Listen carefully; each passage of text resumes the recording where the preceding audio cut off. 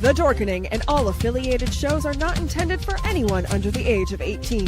The following may contain discussions or scenes that have adult situations, graphic violence, nudity, strong sexual content, and graphic language. This show is intended for mature audiences only.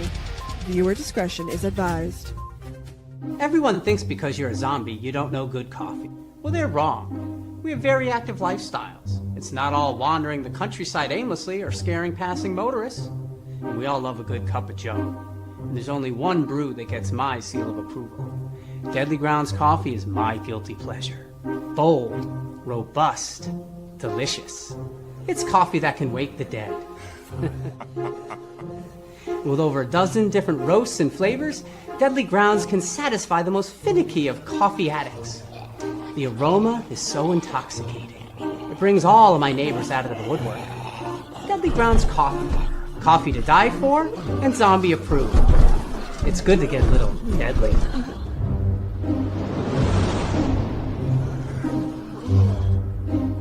Use the front door! Oh, they're so disgusting.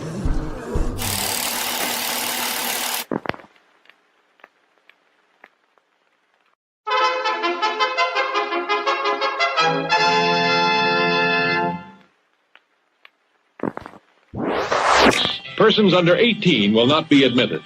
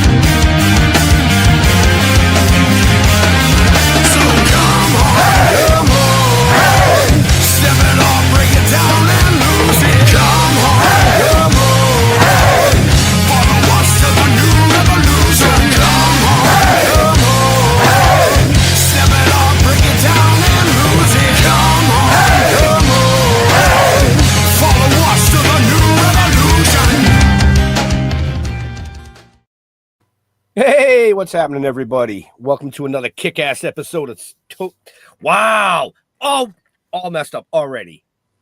All messed up. We're only halfway through the week. Still Toking with. Another episode of Still Toking with. I blame it on the guest. I'm going to blame it on the guest because, you know, we've interviewed a ton of people over 6 seasons here. But this gentleman is just like, wow. That's all I can say is wow, because I'm not allowed to introduce him. But I can introduce the man that brings the flash with Flashy, Mr. Jeffrey Mark. I wasn't going to blame it on the bossa nova, but I like your version better. Hi. Yeah, I'm very excited. Anytime I get to work with a good buddy, it's an awful lot of fun. And folks, friends and fans, you're going to have such a good time today. I'm promising you. Isn't that right, Jeff? Absolutely. First, I'm going to apologize because I've been informed that I need to get wired. So if I seem a little choppy, it's because I need to plug in. Apparently, I'm too far from Wi-Fi. I think that's what happened to me years ago too. I think that's part of my problem. I got to plug in more often. So that being said, I'm looking forward to chatting with this fine gentleman. I've seen him, I've heard him. I remember some of it. I don't remember a lot of it. But that voice, holy Toledo. everybody's going to know this voice. Let's bring him in, Mr. Randy West. Hey. How you doing, Jeff? Good to see you guys. Hey, welcome to the Welcome show. to the show. Thank you. I haven't been toking as much as you have, but we'll toke together. Right. So That's good. I'm glad I'm holding off until after the show because that shirt would really fuck me up. Yes, it's made with mushrooms, man. Dude. So, I mean, I wasn't joking, folks, when I said this gentleman has done literally everything from radio to TV to stage to, you name it. But my first question, I want to bring this right up right away. Yep. Is how did somebody with such an amazing resume start working for the DMV as a traffic school instructor? Hey, you got to do what you got to do when you need to do it.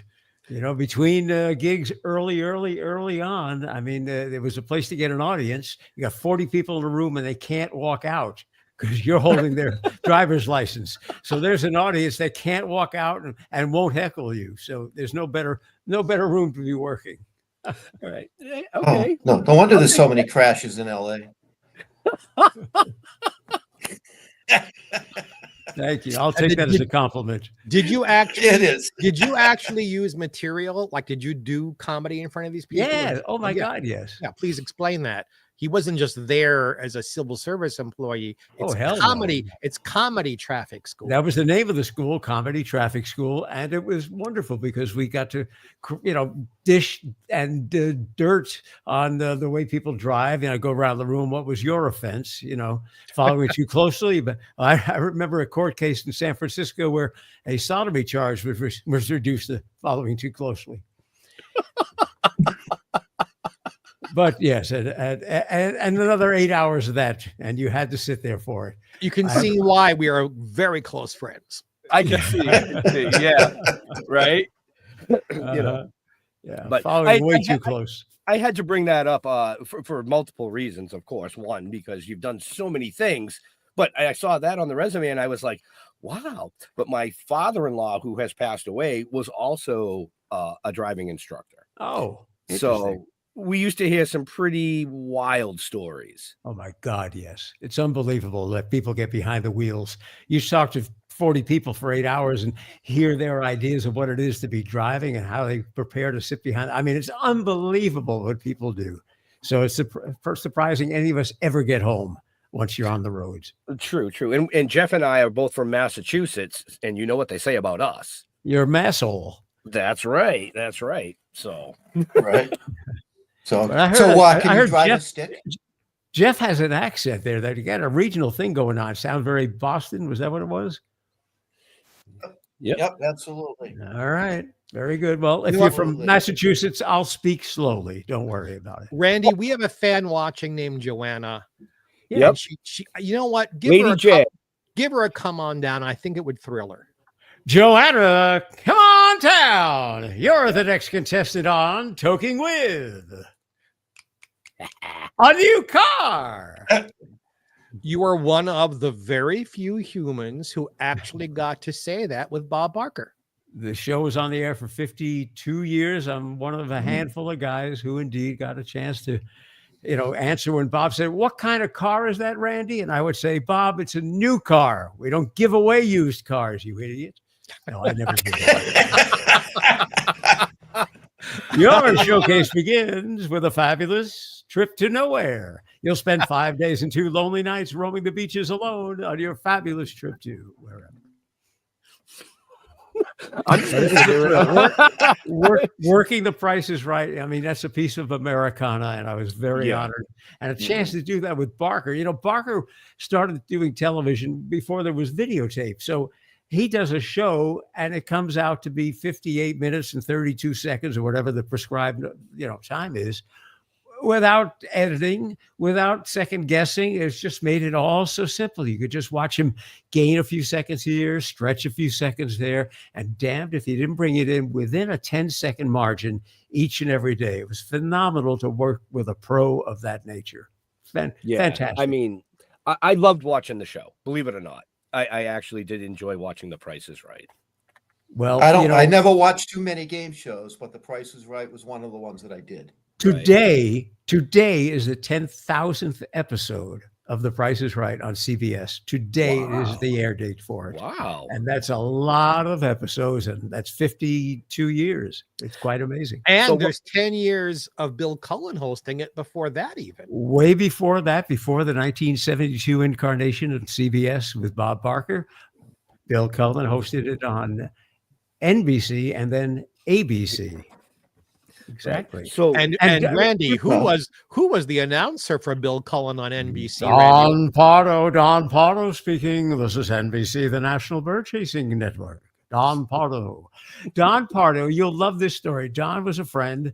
He was doing the show for NBC where he had an ongoing contract, and Mark Goodson pulled the show from NBC and brought it to ABC. And he went to Don Pardo in 1956 or 7. I may be off a year here, and said to Don Pardo, the show is such a hit, you do such a great job, I will double your salary if you leave NBC to come with the show to ABC. Don at the time, this is the 1950s, was making $50,000 a year, which today would be like, $250,000 plus. I don't know the exact numbers.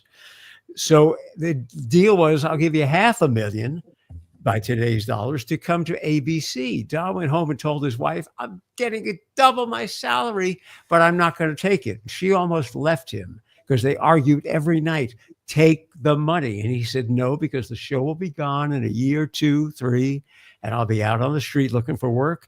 I could work at NBC for the rest of my life. And he did. And he was right. Because he was right. The show in 1963 moved to ABC and a couple of seasons, and it was gone. And Don became the local WNBC announcer for all of their stuff. And then when Saturday Night Live came along, there was Don for how many? For almost 40 seasons. Yes. Wow. Beyond The Price is Right. Don worked every week. And it made him a star because he gets some on-camera time there, and everyone knew Don Pardo speaking. And it was a thrill to be on Live at 5 and have Don be the announcer. He didn't announce my name. He just announced, the show came back from commercial, but just to be in his presence was amazing. Fantastic. Well, just so folks know, Don was under contract with NBC, which meant he sat in the announcer's lounge. Just stand by. He sat here at NBC. This is the sign from, yes. So he sat here until they needed him somewhere. And that could be recording a commercial, doing a show, whatever. So he's under contract in the building. So the local WNBC TV newscast, Live at 5, said, hey, he's in the room. Why don't we just have him announce the show? So coming back from every commercial on a local news program, you'd hear, back to Live at 5. He'd be standing there every 7 minutes doing an introduction. It was crazy. Bottom of the line, though, he stayed with NBC, had a deal for life. And of course, the highlight of it was meeting Jeffrey Mark at Live at 5. Now, yeah, I'm sure that's what he took to his grave. When he met me. Now, that was a newscast. How did you get on a newscast? What was the felony that got you on a newscast? Having a best-selling book. Well, I think it could be a misdemeanor, but yes. Yeah, when my first book came out, it did enormously well and led to a lot of things that are in my life now. Which book was that? The first book I wrote about Ella Fitzgerald, plugging for Black History Month, while we're still in it. Yes. And they were very nice to me at NBC. They had me on both the Today Show and on Live at 5 to promote the book and book signings I was doing in New York City. Fantastic. And I didn't even have a publicist back then. That just happened because the book did really, really well. It's wonderful. But it's the Randy Mark show. That's why I'm just sitting here. Yeah. Oh, yeah. No, this is great. I love it. Randy, tell the story of how you came to be the come on down guy, because it's a fascinating, all the connections you made through your life funneled you into one point. It's amazing to me. Please tell the story. I went to CBS with a gun and I said, I'm going on the air. No. It's real easy. Anybody could do it. Yeah. No, I when I was a kid, I used to cut glass. Listen, when you're watching TV as a kid, everybody on that screen behind the glass, they all seem happy. Singers, dancers, comedians, jugglers. I want to be in that world, not the one behind. I want to be in there. And I found out as a kid growing up in New York, you could just get on the subway and go down and watch TV shows tape. Yeah. So I went down there all the time and hung out with the announcer whose name was Johnny Olson, because Johnny was doing all those great game shows. What's My Line? Is to Tell the Truth, and on and on and on. And I must have sat there drooling because I just was fascinated by his audience warm up, the way he greeted the audience members and how he would read all this live copy without making a mistake. And I introduced myself and became friendly with him. I would go down, take the subway and meet him. And Randy, you want to do this for a living? Get yourself into radio when you get out of school. That would be great. And here's some of my scripts. Go home and practice. So we brought a relationship together in the late 60s, early 70s. I was a kid. And then I got into radio, and he moved to Los Angeles in 1972 to announce The Price is Right from LA. And I was working in radio and came to LA in a radio gig in 1979, went down to CBS, and he remembered me from 7 years earlier, which was quite a surprise. But now it's two adults. I'm no longer a kid in high school and college. I'm halfway, in the business doing radio. He's doing television, but he recognized my sincerity, and we used to go to lunches, and he taught me everything there is to know about doing that job. The psychology of audience warm-up, why you welcome the members of the audience the way you do to bring out their introverted selves so they're making a loud reaction to the show, laughing, they're uninhibited. That's the idea of doing a warm-up.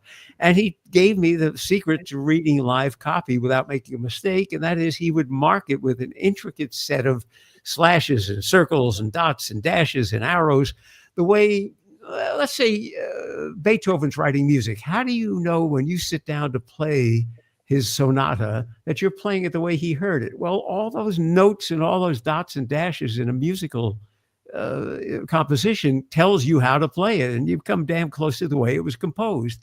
Well, Johnny taught me how to do that with copy. So I have his old scripts, and I can read them for you the way he read them because he taught me the way he marks the copy.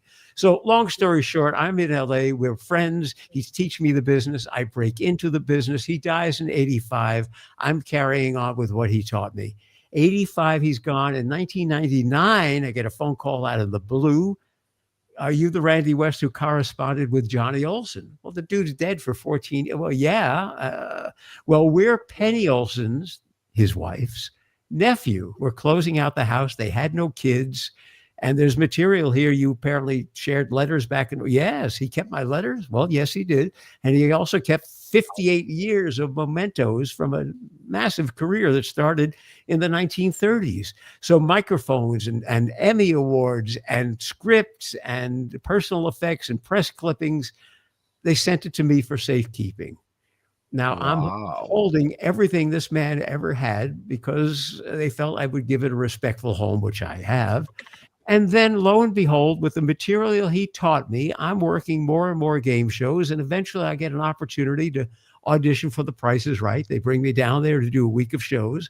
And the first thing I did, walk in on the first day, is to wear his badge from when he was there. I'm there in 2003. He left he died in 85. So 15, 18 years after he's gone, I'm wearing his badge. And they're like, where on earth did you get that? And the story just comes together as if it was meant to be. This guy who I met as a kid, now I'm well into adulthood, and I'm standing where he stood in his footsteps, doing the job he was most famous for. It's crazy. It's this cosmic symmetry. And doing it very well, by the way. Well, Barker liked me, and I stayed, so that's good. I stayed with the company for 20 plus years doing other work for them. And the one thing that came in all those boxes of Johnny Olson material and his scripts and his savings and pictures of his childhood, every gosh darn thing he ever saved, was an autobiography he was writing about the television business.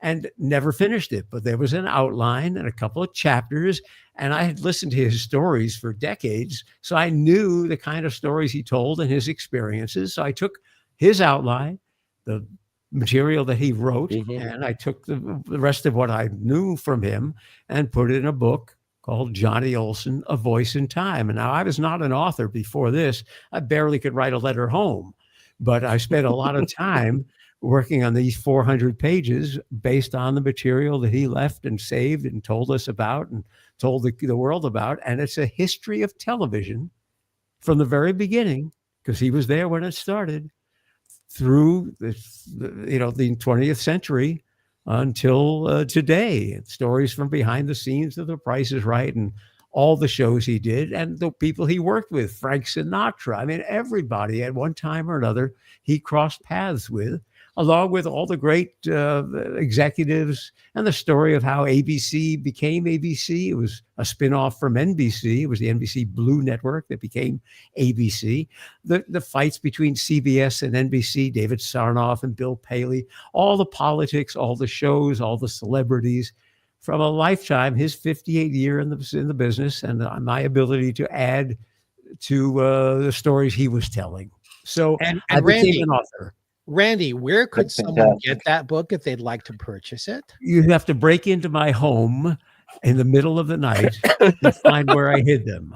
Or you can go to tvrandywest.com. tvrandywest, all one word, tvrandywest.com. I have that my way- own domain. I'm the master of my own domain. He Yes. can So- autograph it for you and personalize it to you. And as So, long as we're holding real up quick, I'm Yes. going to break in here real quick. Please. sir. For everybody watching or listening later on the podcast, just check the show notes up above or down below. All that information that they just gave you is there. So Randy's website's there. A direct link to the Amazon is there. But we Thank prefer you. if you go to his website, because like Jeffrey Mark said, maybe he can autograph it for you. And I'm selling it less expensive by about $10 than Amazon.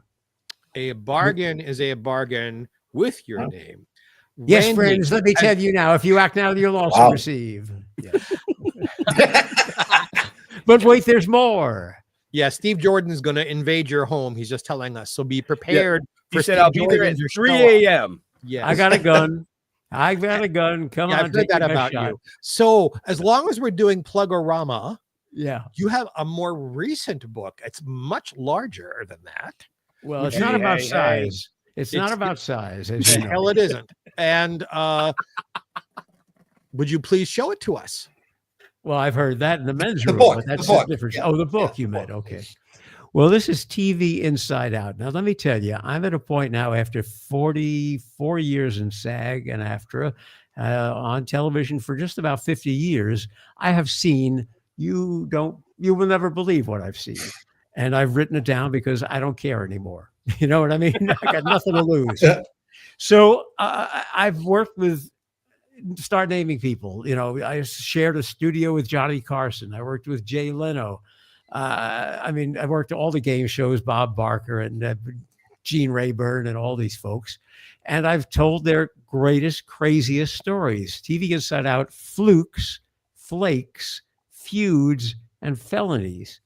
I mean, that tells it right there. So what happened the night Jay Leno was arrested by the LAPD on Hollywood Boulevard? Jay Leno was on Hollywood Boulevard. He gets arrested by the LAPD for vagrancy. They thought he was dealing drugs. They rode him around in the back of the black and white unit all night long. He's doing comedy for them. It's a crazy story from his mouth. Jerry Lewis once threatened Joan Rivers' life. I mean, threatened her life. She went out and bought a gun. That's how threatened she felt. Wow. And, So behind the scenes, you guys are pretty psycho. I'm sorry. He didn't Behind hear the you, scenes, Ben. You guys are pretty psycho. Yes. Behind the scenes, actors are psycho. Yes. Oh, God, yeah. Well, this is where the psycho people meet. Let me tell you exactly why. It's real easy. You don't understand why the insanity in television is greater than the insanity anywhere else on the planet. And that's because people think they're successful if they make a lot of money and become famous, right? If I said to you, what would be a success? How would you make yourself a success? Well, I'd be rich and I'd be famous. Then my life will be wonderful, right?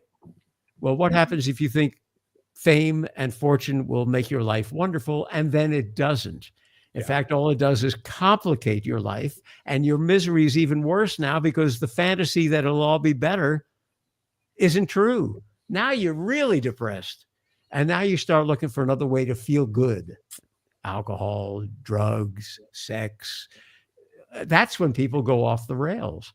So Red Fox, when he was doing Sanford and Son, ran around NBC with a gun in his pocket and pulled it on a couple of executives. And that was the end of the Sanford and Son show. When he pulled the gun on executive, we need him out of here. Done. Show is a hit. Canceled, though. Can't deal with that. And the story of Bill Cosby and his sexual exploits, known for 15 years before the public got into it. Everyone just denied it. Well, he's Bill Cosby. He's the great American father or whatever. I can vouch for what Randy is saying. If you were in New York and you were anywhere around 30 Rock, meaning the people there knew who you were, the stories, because 30 Rock is Manhattan Rockefeller Center. Bill Cosby show was being shot in Brooklyn in the Color Studios there.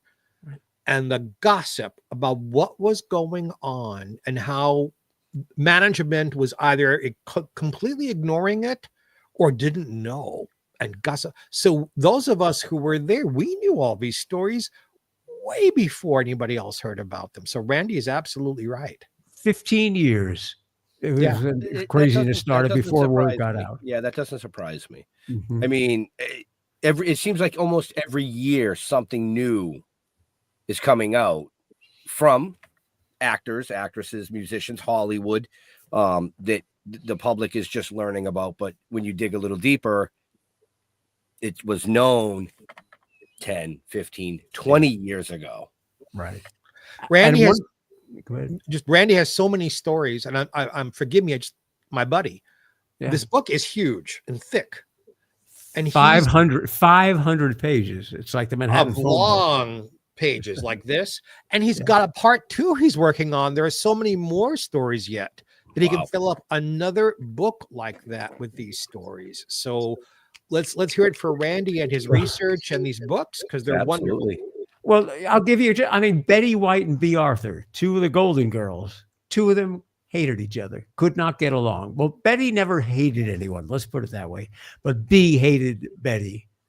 And they didn't speak between lines, and it's a cut. We'll get back in a moment, reposition cameras. The 2 of them never spoke. Never spoke. There was real bad blood between them. Yes, there was. Yeah, it's Johnny Carson. Now, here's a story I traded on for 15 years, and now people are starting to talk about it.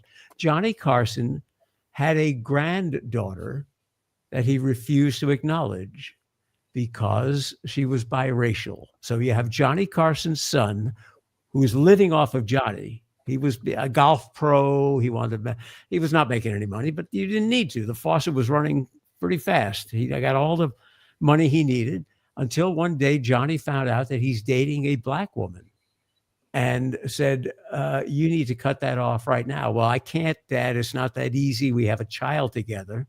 You what? So in order for him to continue to be on the dole, so to speak, from Johnny, he had to leave the woman, disavow her, and disavow the child. He had to pay child support of $500 a month, which is like nothing, okay, until the kid reached 18, and then $0. And Johnny left, I think it's like $71 million or something in his estate. Not a penny went to this girl. And now if you go Google, she's now yelling and screaming about it because she wanted to, after Johnny died, have people know how she suffered. So here's a wealthy man with a biracial child. His white son was dating a black woman, and he has to write his son out entirely unless he gives up the wife and kid, and that's what he does. So Johnny was a happy man to watch on television, but a very difficult man behind the scenes. And him and Joan Rivers, that story's been told a million times. And then Joan turns around and says to me, oh, Johnny and I had a one-night stand. And I look at her and I said, really? Well, back when we were on great terms, I can't prove it or disprove it, but I'll tell you what she says about it in the book. I mean, all I can do is repeat it, and it's interesting enough. So, folks, what we're trying to say is this is a book you got to have. And Well, Yeah, I couldn't put it down. Couldn't put it down. for something that has that many pages and that many types of stories, you think it would be super expensive. But I just went to his website, took a look. It's not. no. It's not that expensive. Well, I'm not doing this for money. This is not my livelihood. This is a sideline. I like telling the stories. I love the business. I love the people. And I'm endlessly fascinated by these stories of the stars that we think we know when we see them on television. So And it's for not all really of- it's not a profit thing. For all of you out there who believe the stereotypes about Jewish people, here's a Jewish man who's not doing it for the money. So I don't want to hear any more stereotypes. It's not about the money. I just love the business and love the stories because it's incredible. It's just incredible what goes on behind the scenes. And the more I see of it, the more fascinating it becomes to me. It's crazy. And Bob Barker, as much as I love working with him and always will remember because he was very kind to me, we all know there was all sorts of hocus pocus and nonsense going on behind the scenes. There were models who were suing him. The director was fired and then filed suit for, wrongful termination. There was a lot going on behind that scene. And all I did was just keep my head above the water, stay the hell out of it, which is a lesson I had to learn the hard way. Because when people around you are fighting and arguing and there's stuff going on, it's hard to just turn away, take no side. Well, Randy, don't you think so? Hey, I don't really know what to think and walk away. I'm not getting sucked in. You're working on something now that we should be talking about. And I'm bringing it up so we have enough time to talk about it because it's a long story, or at least a long development. For baby boomers and maybe people above and below them by generation, a very famous phrase that we heard on television a lot was from Television City in Hollywood. And then the show would start whatever it was. The Carol Burnett show, All in the Family, Red Skelton, or even going back to the 50s, Shower of Stars or whatever. Jack Benny, Yeah. Danny Kaye. So I will give a brief history so you can tell your stories. Sure. When West Coast broadcasting became a thing, because until they had a coaxial cable, I know, folks, before Wi-Fi and before satellite dishes and before everything we think was always there, it wasn't always there. And if you did a live show from the West Coast, they had to film the television screen and send that film to the East Coast because you couldn't broadcast across the country.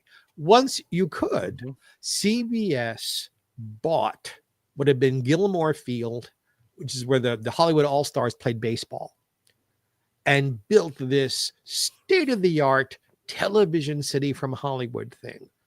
And it became an icon in Hollywood. Even if you weren't on CBS, people rented space there because the studios were so good.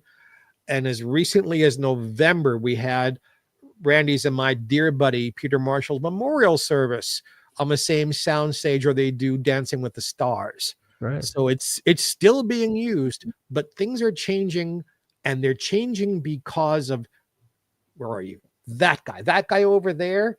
Things are changing for the good because that guy got involved. So Randy West, tell us how you got involved, why you got involved, and what you're doing now, because I find it fascinating. Well, it's, again, more of the passion. They built Television City in 1952. They broke ground before you could get a television show to the East Coast. As you said, you had to film the screen.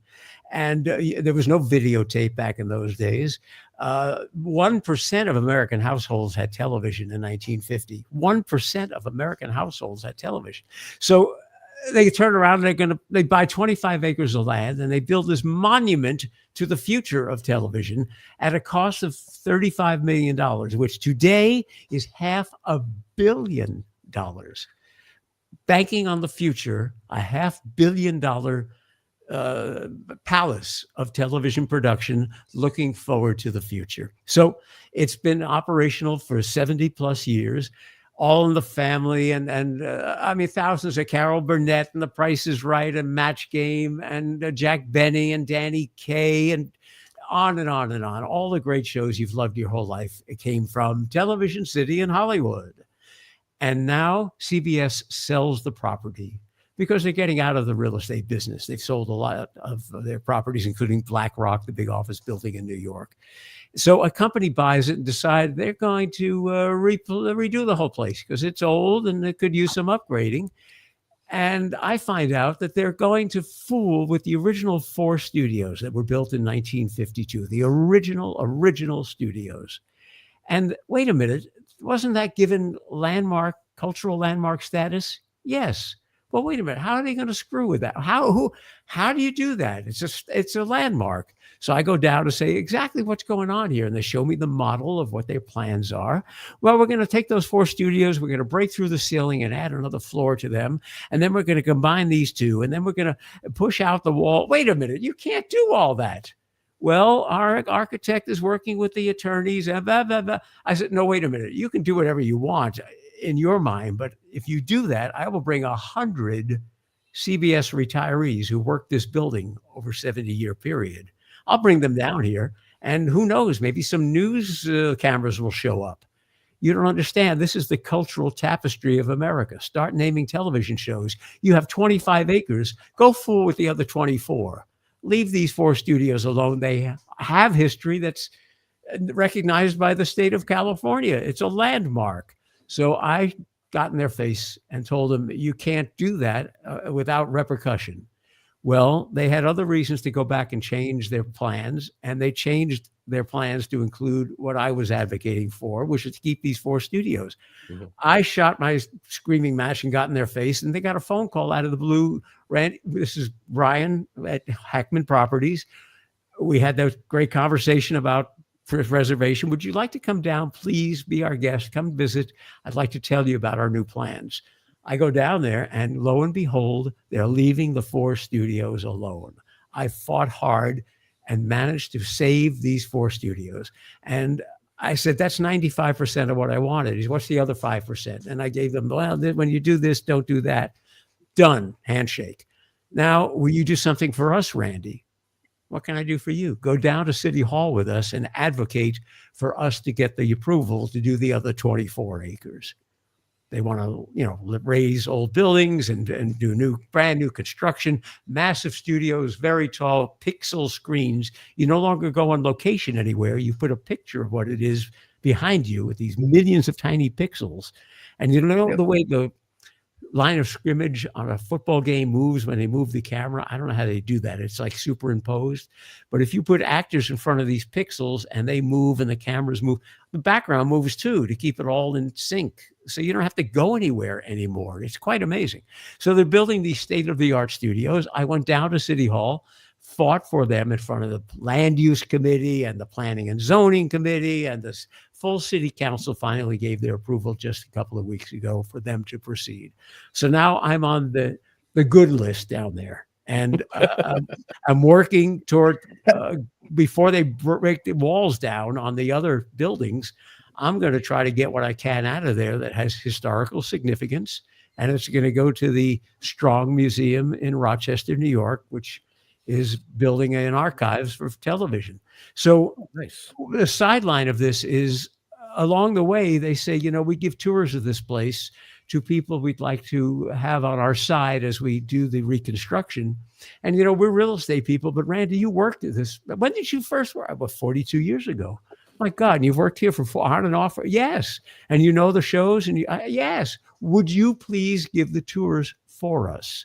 We're real estate people, but you know the significance and the stories behind Press Your Luck and all these great game shows that we know and the great sitcoms and the great variety shows. So now I give tours for them happily to do it because that place has that significance and I'd like more people to know about it. So one of the game show hosts that I worked with said, "Hey, you're an idiot, Randy." I said, "Well, what the hell are you talking about?" It's a book. Don't just tell the stories to the people who show up. That's a handful of people at a time. Write the book from Television City in Hollywood. So I'm halfway through it now. I go back to TV City next week, looking at the old plans, walking around. They're showing me where the changes were made and over the years and what shows were there and what equipment is still there. It's all fascinating to me.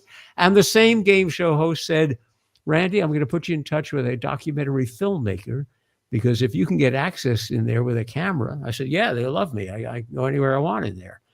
Well, it's a documentary, don't you think? I said, if the documentary filmmaker thinks it is, then I do too.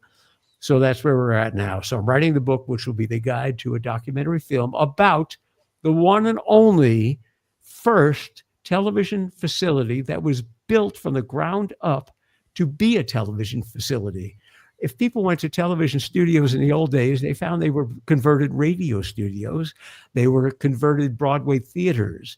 There was an ice skating rink that became a television place. There was a horse stable and riding room that became the first studio that ABC had on West 66th Street. It was a riding academy. So if I may interrupt 1 second, Randy, just to add to your story, on the West Coast, the facilities were even worse. Yes. Because all you had were radio studios that they were trying to retrofit, and just a couple of old vaudeville theaters that they were doing the same sort of trick with. Mm-hmm. There was nothing for live television or a couple of live to video. There was a couple of nightclubs. There were nightclubs. Yeah. So Lucy and Desi did the first filmed thing in front of an audience dedicated to that. But for the preponderance of early television, it was live or live to tape. There was nothing. The NBC Burbank facility was years away from being built. This was it. This was the state-of-the-art television center. It's why it's so important to television history. And there is no one better to write the book, be the host, or make this film than my buddy Randy West. Well, you know the story, Jeffrey. It's Television City because it is a city. First of all, the studios are not converted radio studios, which are tiny. They are large enough to stage dance numbers, and the things, the variety shows that we've seen.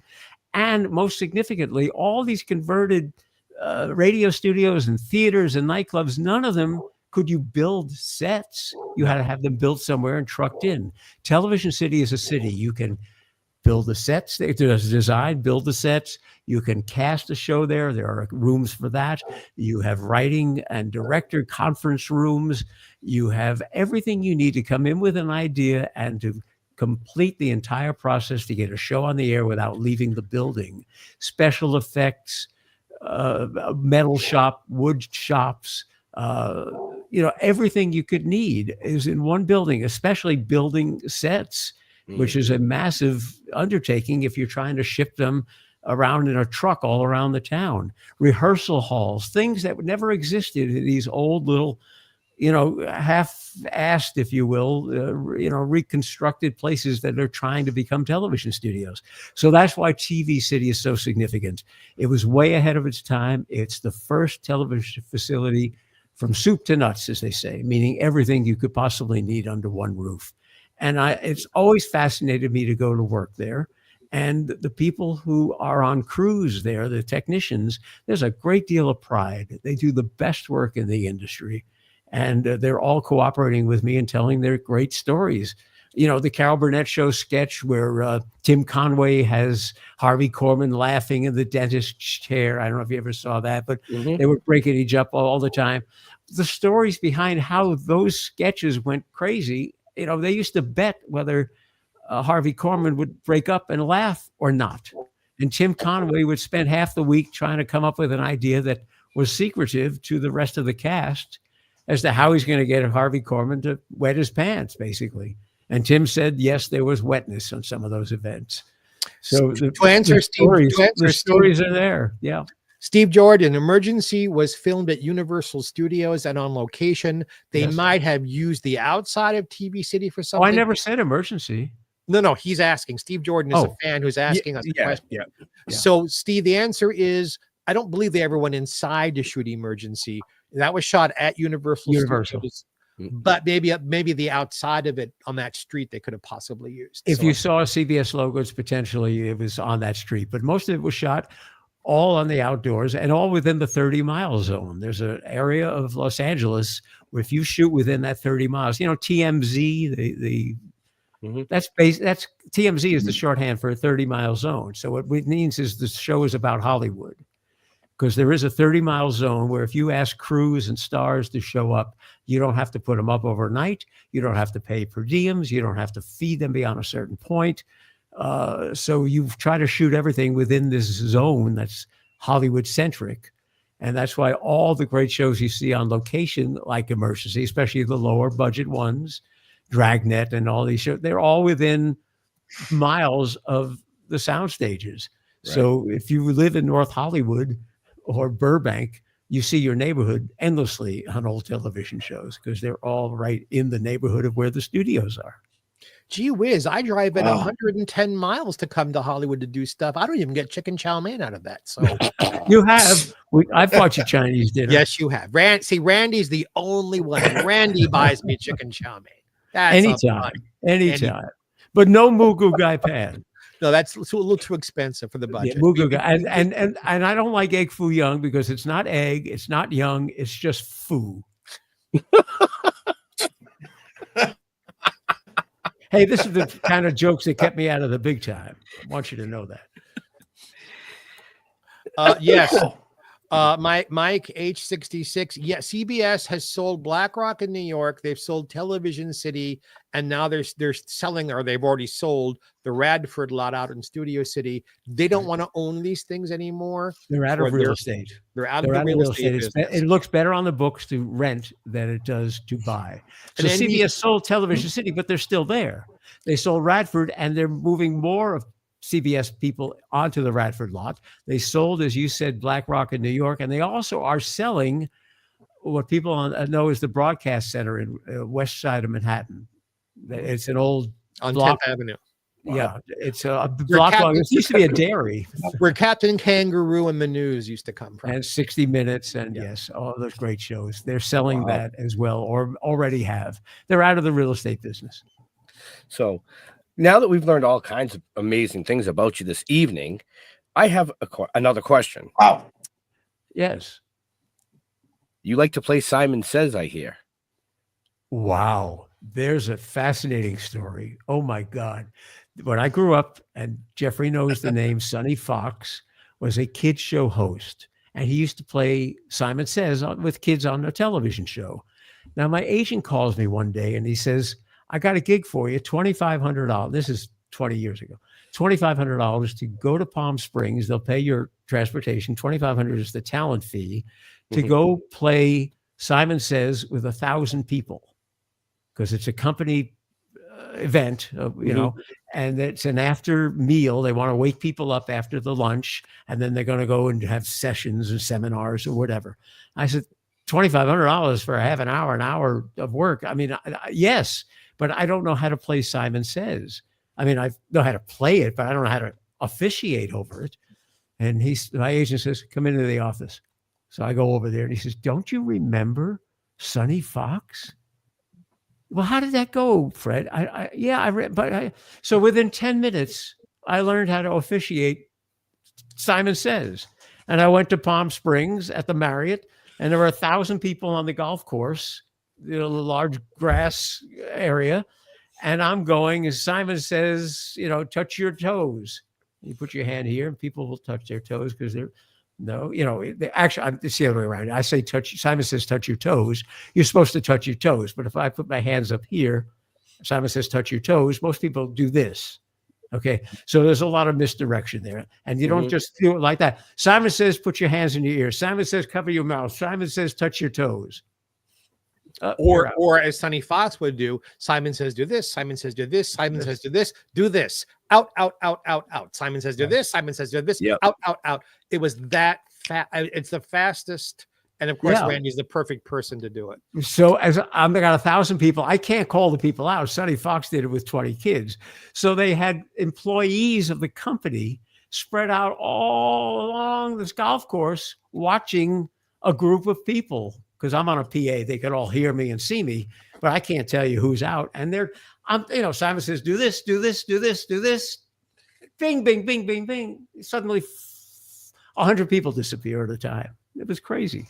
So that was the best $2,500 I ever earned. That was just wonderful. Yeah, it was just one of those little things that I found in your resume. And I was like, that's actually pretty funny, man. I need to talk about that. Yeah, no, it's great. If you're open, I mean, this is how did you get to do whatever it is, Randy?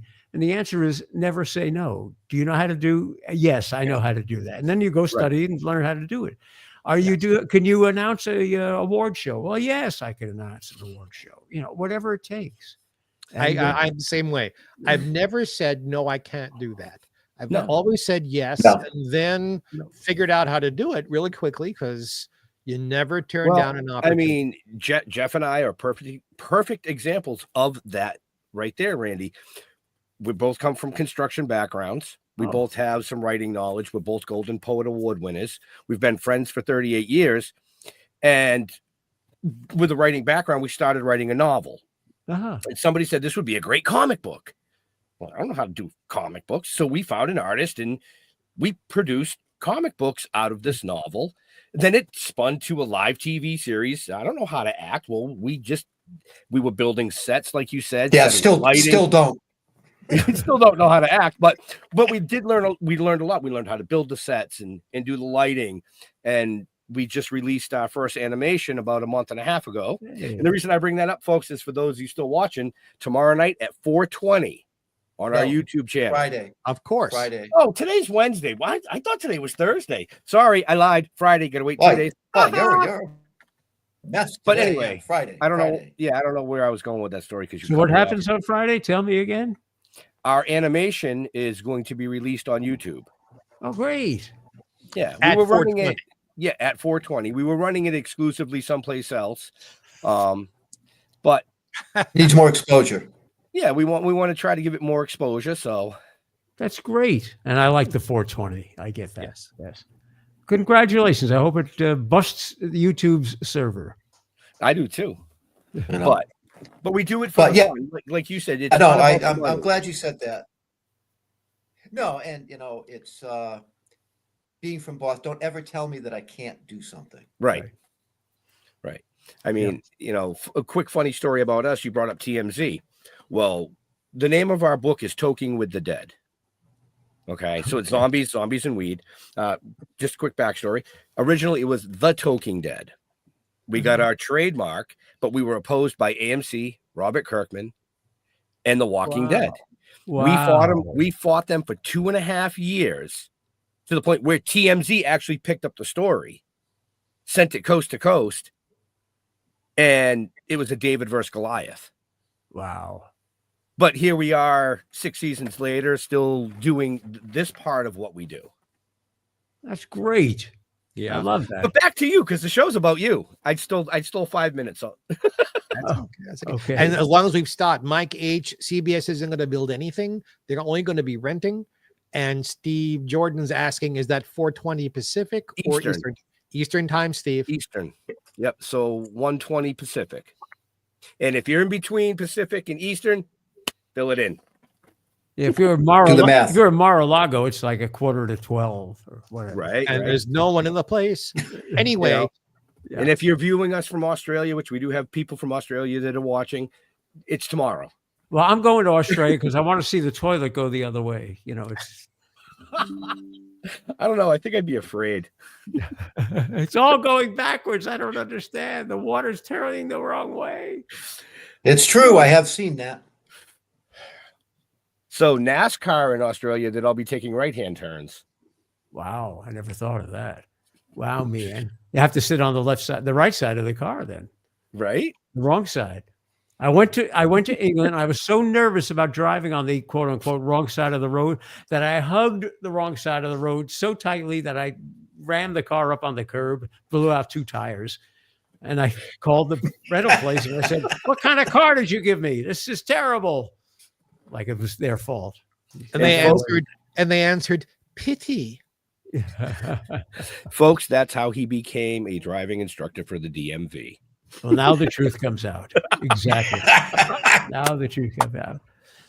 Randy, you've been so involved these last several years with SAG-AFTRA, which is our union for actors in television and films. What are you? I mean, you're there every time there's any kind of a strike. You're there with the picket sign, and you're there. Your presence, like the union has almost every night of the year something going on. Randy is at all of them. Where do you find the energy?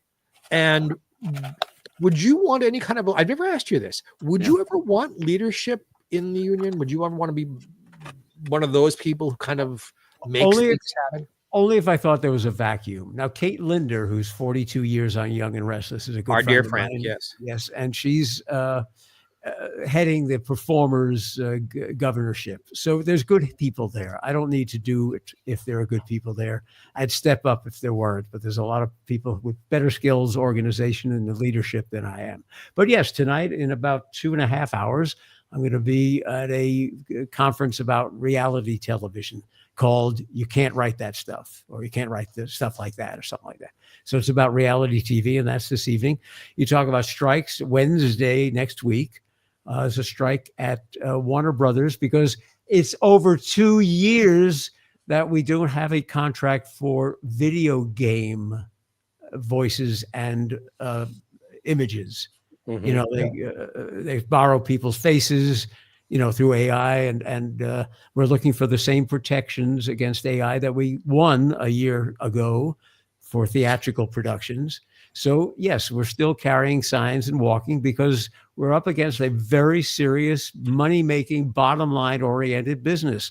Warner Brothers, 20th Century Fox, Universal, Paramount. I mean, these are deep pocket people, and they're all watching the bottom line very closely, and they play it very tight, and they want to be able to use your likeness, your face, your voice in artificial intelligence. So what this means is you'd be called in. I've done a couple of video games. You'd be called in, you know, whatever it is they need, you provide thousands and thousands of lines and things said because there are so many potential outcomes as you're playing the game. And then goodbye, we'll never see you again because we have everything you've said that can be manipulated in your voice. We have more than enough sample, and we'll never call you again. And people whose faces suddenly end up on a game that maybe they don't want to be part of because it's extra violent or sexual or something. Tough luck. We got your face, we got your voice, go home, and you'll never hear from us again. Well, that's really not never fair. get paid for it again either. Right. Exactly. So we're still fighting with the video game people. We won it with the studios for theatrical productions. The network code is another contract. So we're going to have to face the same thing about AI when it comes to variety, game, talk, those shows. That's a different contract. So we won the dramas and the sitcoms, but we haven't won the other. So this is an ongoing problem, and it's bigger than anything really the union faced before, because it means job or no job for the rest of your life, residual or no residual for the rest of your life. Right. And I'm a strong union proponent because what I do could be done by other people for less money. And if it was all about the dollars, you wouldn't hear professional voices. You'd hear okay voices because they work cheap. I know that if I go out and do an honest day's work, I'm going to get an honest day's pay. I'm guaranteed a place to change my clothes because otherwise, hey, go change in the men's room, right? You know, I'm guaranteed some certain minimum requirements that you wouldn't, as an individual, be able to bargain for. Right.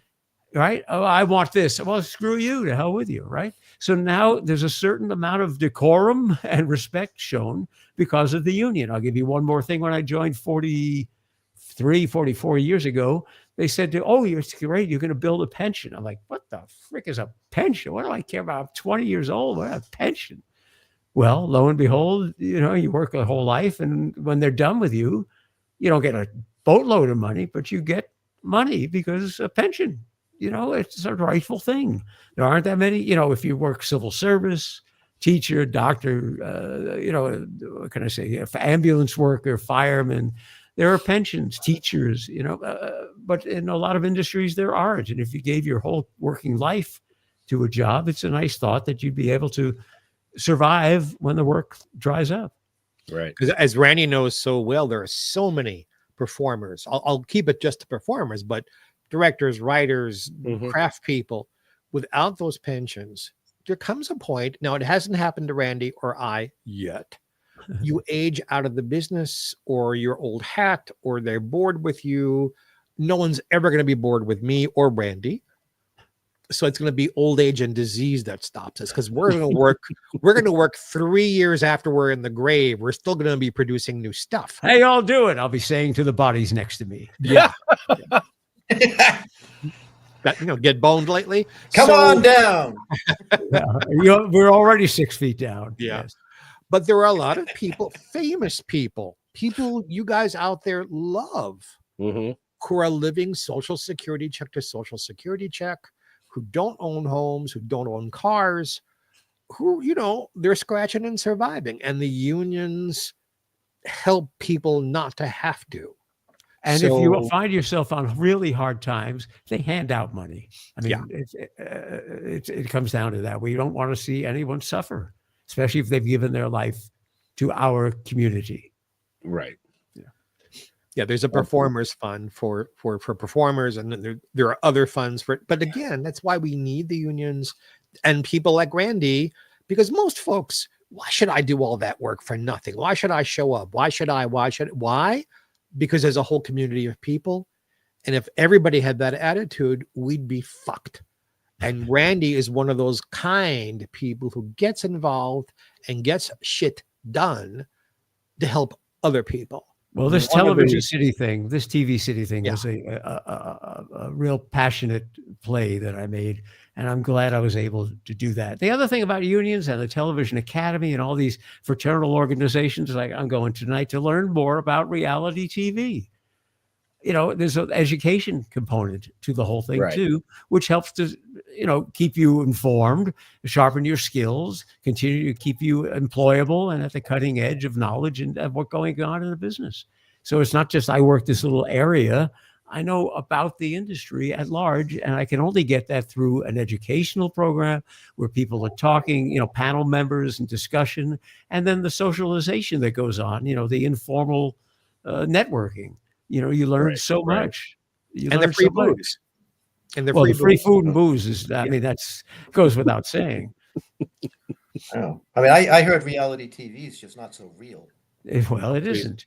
I have written and produced reality TV, and I was making good money, and I stopped doing it because I felt dirty putting my name on this stuff.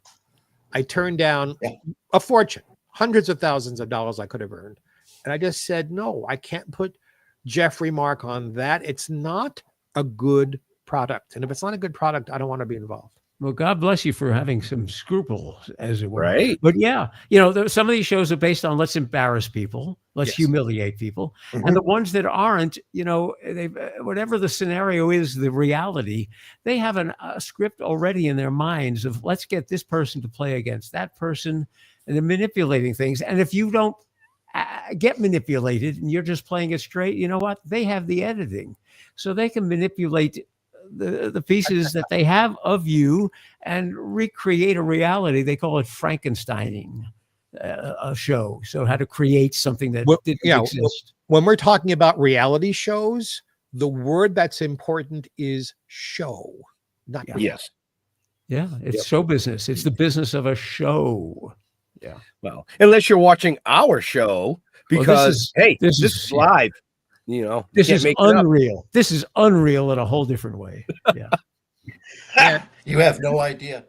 And we haven't even mentioned masturbation yet tonight. So it's all real. My God. And I thought you could see through let me reframe this camera. I thought you were watching me for a minute there. Oh, Jesus. I love this man. I am not going to top that. Nope. Oh, you're not going to top? You're not going to top me, that's for sure. No, I'm not. Hey, I'm the one with the top hat. So you guys there you go. You're the top man around here. Okay. But what does that make me? Yeah. I don't know, with that shirt.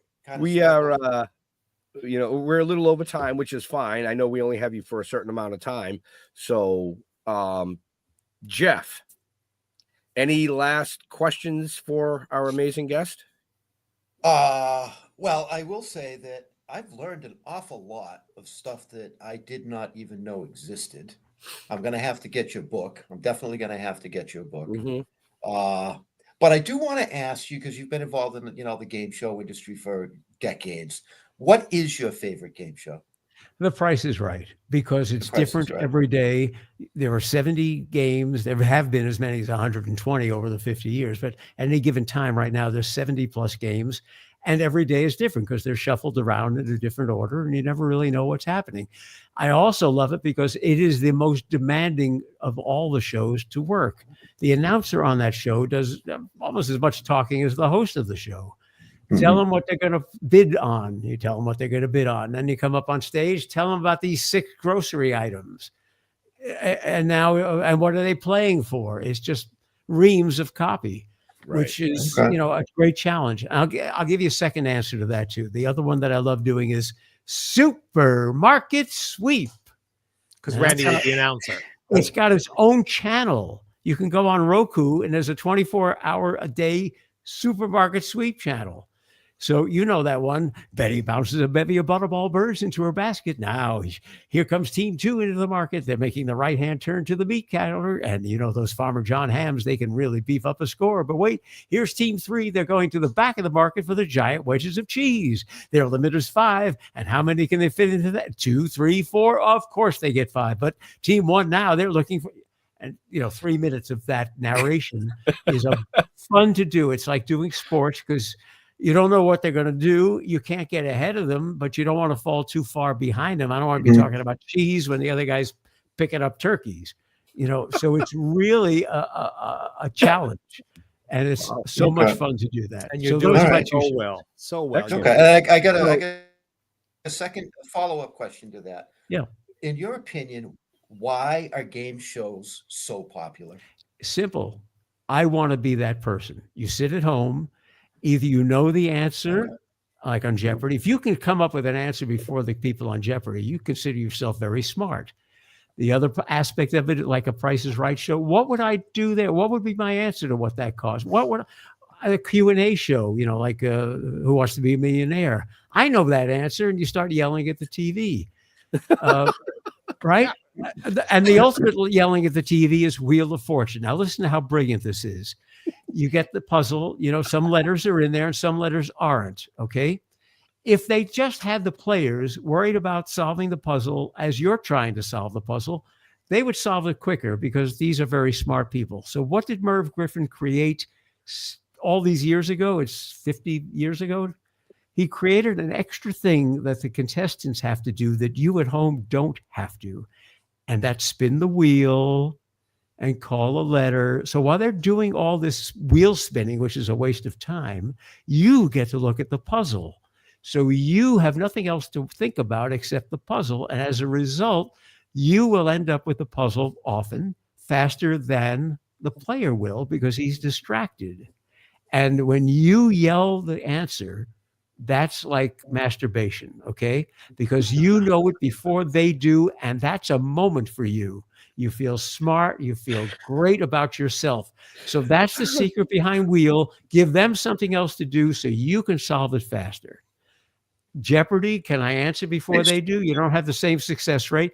Prize shows, my God, which would I pick, door number 1 or door number 2? Oh, I knew that price was too low. Or I'm in that supermarket. I would have joined. I would have grabbed the dog food. That stuff's more important. Why the hell are they grabbing the chicken? In the chicken dinner from the frozen food. That's bullshit. I would have. So you sit there and you second guess the people. You imagine yourself in their position, and you consider yourself a winner if you play it smarter than they do. Or sometimes you just love the contestant. That's why we ask, what do you do for a living? Where do you live? Are you married? Do you have kids? We want to know about these people a little bit so the folks at home can relate to them. Yep. Oh, you were in the Army. Oh, God, I was in the Army. Or my brother's in the Army. I want the guy from the Army to win. Right? So that's the appeal. Many answers to one question. Nice. Wow. Thank you. Yeah. And usually I never ask a last question, but in this instance, I'm going to ask one that I'm going to let Mr. Jeffrey Mark ask his last question. It's an innie, and I'm circumcised. Okay. One of those had to be the question. Right? Actually, no. I mean, because you brought up The Price is Right as your favorite, game show. What was your favorite prize? Oh, not prize, but puzzle on that show? On The Price is Right? Yeah. Like, out of all the like Plinko and this, they had so many of them. Did you have a favorite that you like to announce? Well, Plinko gets the biggest audience reaction. Ben, you have a chance to win up to $50,000 playing Plinko. Audience goes nuts. So there's that kind of enthusiasm that the audience has for Plinko.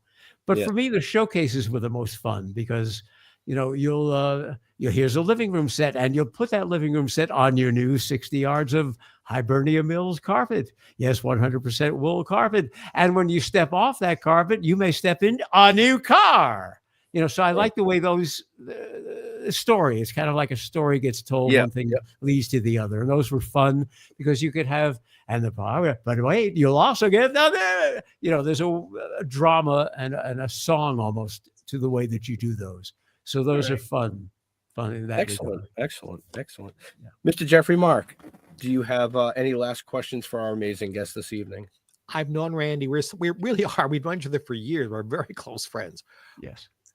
Could you, I know your time is very limited because you have to go. I have to go to this thing. Yeah. Yes. Can you pick one or the other? For those of you who don't know, Randy was not only working in show business, in-game shows. Randy was once one of the contestants on To Tell the Truth, one of the imposters, and was once on What's My Line. Either talk about Mrs. Hart or talk about Arlene Francis, one or the other, please. Oh, my goodness. Okay, so Kitty Carlisle Hart is the older woman who was on 6 decades of To Tell the Truth. In other words, that's the one where you have 3 people and you have to figure out which is real and who the 2 imposters are. So she'd been on that show in the 50s, the 60s, the 70s, the 80s, the 90s, and the 2000s. Quite a record. And she played that show for blood. She wanted to be able to pick the right person and not get fooled. So I'm sitting there as an imposter and I want to draw her vote because I win more money if I draw her vote. So I'm coming up with answers, talking out of my ass, and just, well, that's the way those things are, don't you sit there like you don't know what's going on, right? So at the end of the discussion and the Q&A, the host always says, all right, it's time now to mark your ballots. Is it number 1, number 2, or number 3? So I'm number 2. I'm an imposter. But as they're saying that, Kitty knows that she's got 10 seconds where she's not on camera because they're looking at these 3 people. She picks up a freaking pair of binoculars. She would call them opera glasses, but they're binoculars. And all I see is her staring at me, because people who lie tend to look away. So I just stared back at her and smiled. I drew her vote. And at the end of the show, she came up to me, they roll the credits and then I cut, that's a wrap. She comes over to me. She says, I was sure it was you. You stared right back at me. I said, hey, I'm here to fool you. She says, well, you did. So that was like a great moment. I got to fool the grand dame of To Tell the Truth. Yeah, I knew Mrs. Hart socially. She would, believe it or not, was a fan of my work. Wow. But I never got to work with her like that. That's just, To Tell the Truth was my favorite game show growing up. And you're so lucky to have known her. She goes all the way back to Broadway and opera, and she with the 3 Marx Brothers. She was involved with everything that happened in New York society and theater. That's my question. That's my question, boys. Excellent. Right. So, folks, on that, I am going to wrap the show up. Randy? Yes. Where do you like interacting with your fans and friends on the social medias? Well, I love you to go to the website, which is tvrandywest.com. Learn all sorts of fun stuff and see the books and see a lot of narrative. I also write a tribute to Johnny Olson. There's a tribute to Charlie O'Donnell, who was the announcer on Wheel of Fortune. So people who have been significant in my life, Jay Stewart, I write about them on the website. And for Facebook, TV Randy West. So Facebook.com/TV Randy West, just like the website, tvrandywest.com. So read about me there and we'll see you online. And thank you. Excellent. Thank you, guys. You're welcome. Mr. Jeffrey Mark. Yes, sir. Mr. Jeffrey Mark, the one and only. The one and only. Well, you know, I'm on this My show brother every week. from another. Yay. And I'm so pleased. You know, you can catch me here every week. You know, I have Jeffrey Mark Plays Ella as a podcast and a radio show every week. I'm going to be on Friday. For those of you who are in the Seattle area, I'll be on Manson Mitchell talking about the history of the Oscars for an hour at 10 o'clock in the morning Pacific time. And new books coming out. And I've got important things to announce, but they're not quite ready yet. But there's really cool stuff coming up with me. And I love being here with you. We love having you. Hef. Yeah. Oh, That's you. is that an H? Yeah. Go to stilltoken.com. Everything's there. Stilltoken.com. And don't forget, Friday, 4:20 Eastern Time, the animation will hit YouTube. So you can go watch that. And if you're in our area out here on the East Coast, up in the New England area, next weekend, not this coming one, March. next weekend, 7th, 8th, and 9th. 7th, 8th, and 9th, we will be in Boxborough at the Northeast Comic Con, hanging out, doing our thing, and kind of messing with people because that's what we like to do. Absolutely. Absolutely. So, like Jeff said, stilltoking.com is where you can find out everything you need to know about us, from the novels to the comic books to the animation to the TV series to this amazing show. All our shows are archived there, so feel free to go back and watch them. We want to thank Randy for taking time out of his busy schedule to come hang out and reminisce about just a shit ton of amazing things. That's all I can say. I mean, I can't pick a favorite part of the show. Yeah, I can. It was the Simon Says thing. But in all seriousness, folks, to all our veterans and first responders, we want to thank you for doing what you do so people like us can come up here and do what we do. Stay safe. We'll see you next week. We are out of here. Hey. So come on.